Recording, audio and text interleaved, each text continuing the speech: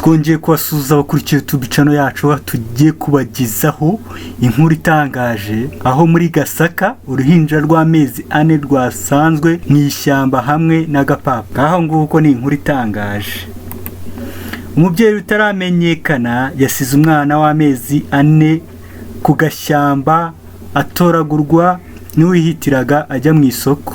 Aho uyu mwana yatoraguwe hari agapapuro kanditseho igihe uyu mwana yavukiye, amazina ye n'ubutumwa buvuga ngo bye bye bebe ndagukunda.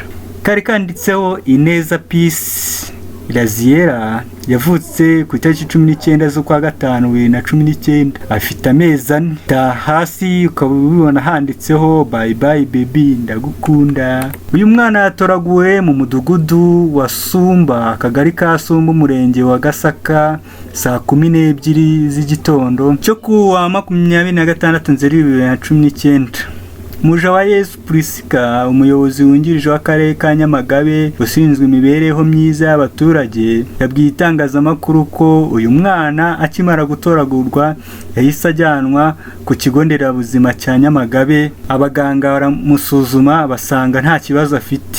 Igenukwayo Marie Rose w'imyaka 34 y'amavuko niwe watoraguye umwana ubwo yaragiye ku isoko rya Karambi agakenera gukoresha ubwiherero bw'urusengero rw'abahamya ba Yehova ruri muri ako gace.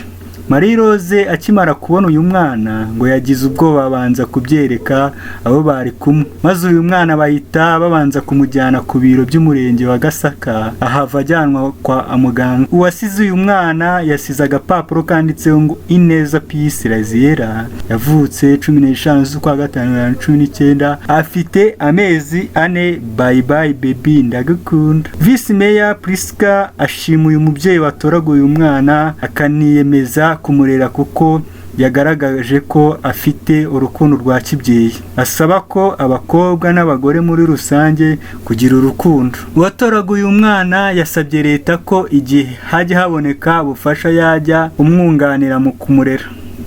Vice Mayor Prisca avuga ko mu mujyi wa Nyamagabe hari abakobwa babyara abana bakabata, agatekereza ko byaba ariko byagenze kuri uyu watoraguwe. Avuga kandi ko abanyarwanda bakwiye kongera kugira urukundo rwa kibyeyi. Agira ati, njye icyo nasaba abanyarwanda ni ukongera kugira urukundo, kuko iyo ufite urukundo nta nubwo umenya ko uri ubukene, kuko iyo ufite urukundo wegera abandi kugira ngo ubeho kandi ubesheho abawe. Umutima w'urukundo rero ni ngombwa twongere tuwugire.